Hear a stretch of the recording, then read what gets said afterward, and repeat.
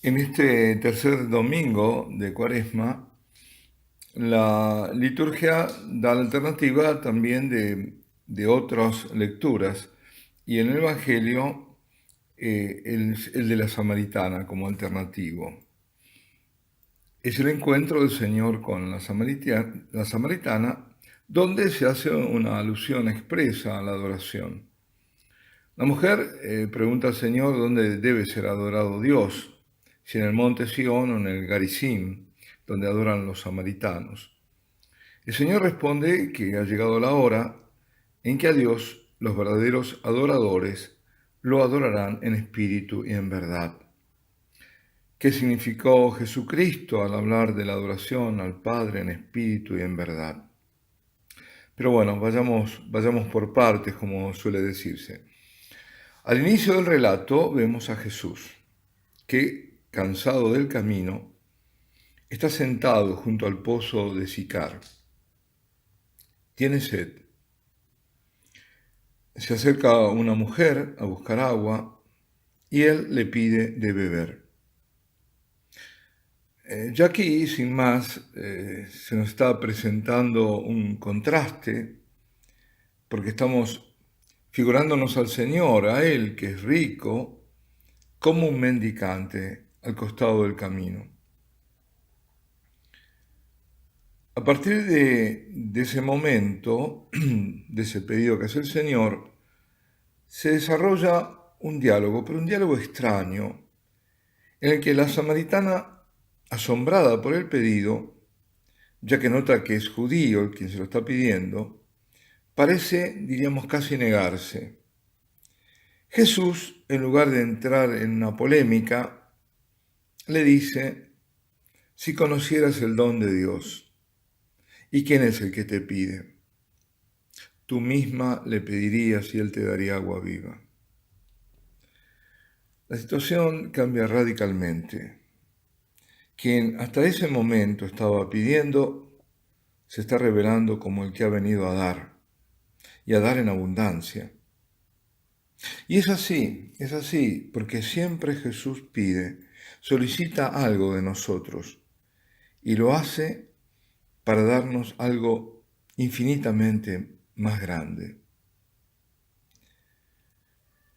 La samaritana le pregunta, ¿cómo podría darle el Señor a ella de beber si no estaba provisto de cubo? El pozo es profundo. Es que Jesús llega a la mayor profundidad del pozo de nuestra alma para de allí extraer el mal y para con su gracia transformar nuestra vida árida justamente en vida.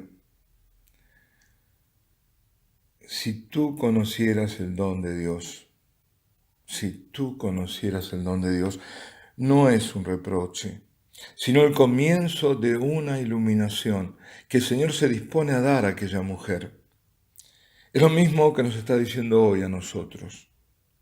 Si tú conocieras el don de Dios, si tú supieras qué don es el de Dios, cuando te llama a acercarte, a adorarlo. Continúa el diálogo en dos niveles diferentes.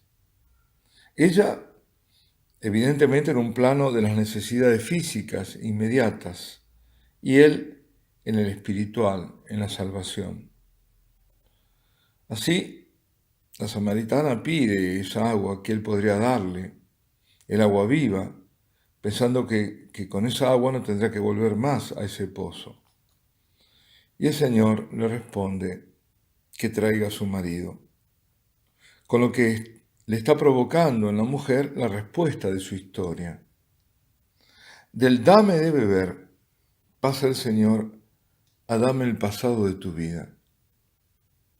Jesús tiene sed de agua, pero mucha más sed tiene de la salvación de aquella alma, y a través de ella de todos aquellos samaritanos. Es la sed del Calvario. Tengo sed. A medida que avanza el diálogo por obra de la luz que en ella proyecta las palabras de Jesús, la samaritana se aproxima siempre más a la revelación de la salvación.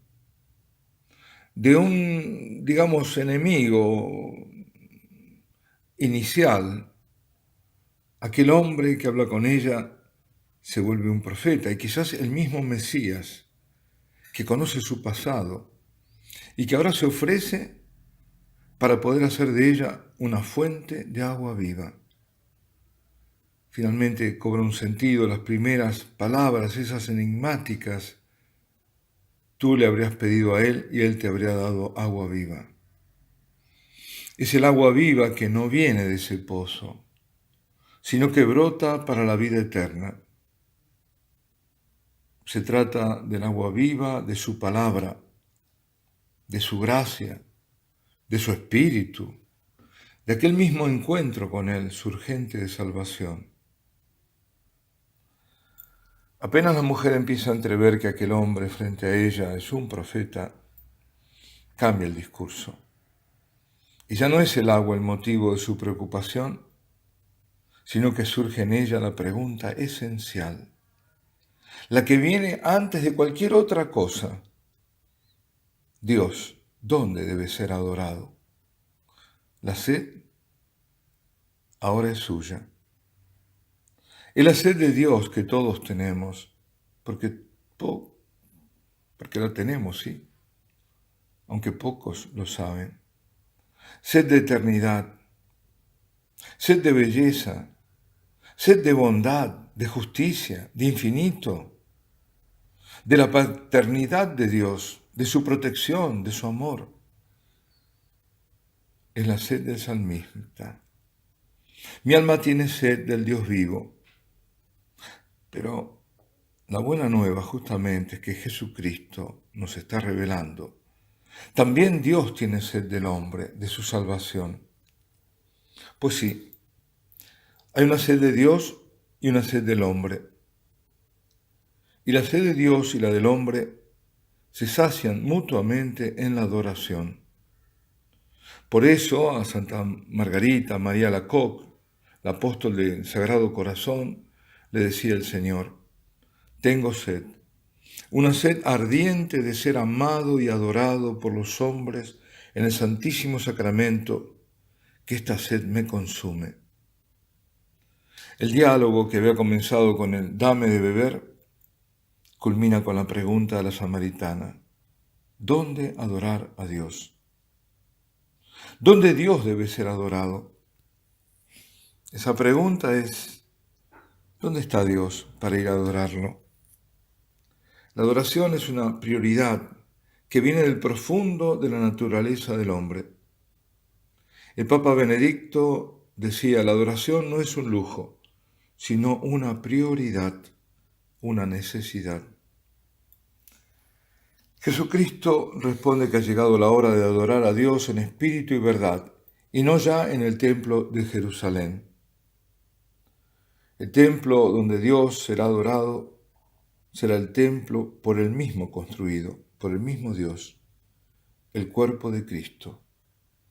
Destruid este templo y en 3 días lo levantaré, había sido la respuesta de Jesús a los judíos que le demandaban un signo que validase su autoridad para la expulsión de los vendedores del templo.